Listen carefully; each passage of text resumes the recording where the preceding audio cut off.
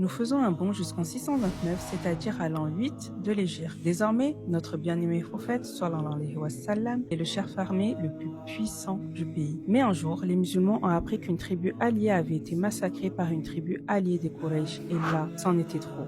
C'était en soi une rupture du pacte de Hudaybiya. Ce pacte prévoyait une trêve de 10 ans entre les deux parties. Considérant que le pacte a été rompu, les musulmans décidèrent de reconquérir Mecca malgré les supplications du chef de la Mecque, Abu Sufyan. Il le rassura, lui disant que pendant la conquête, il resterait le chef de la Mecque, mais il devait avertir les Mécois de se réfugier chez eux, car quiconque se réfugiera chez lui sera sauvé. Le prophète sallallahu alayhi wa sallam, accompagné alors de 10 000 hommes, se dirigeait vers Mecca. À leur arrivée à la Kaaba, c'était enfin le grand moment de détruire toutes les idoles qui s'y trouvaient. Ce moment, c'est un grand moment de l'histoire. La maison sacrée fut enfin purifiée de l'idolâtrie. Pensez-vous qu'une envie de vengeance ait traversé l'esprit du prophète sallallahu alayhi wa sallam? Non, il rassura les Mécois. À vous, votre religion, et à moi, ma religion. Et là, c'est les retrouvailles. Les retrouvailles entre les Muhajiroun qui retrouvent leurs proches qu'ils avaient laissés et les Mécois qui se sont entre-temps convertis à l'islam rencontrent leurs frères de foi. Là, nous sommes près de 20 ans après la révélation et près de 10 ans après l'hégire. 20 ans. Il aura fallu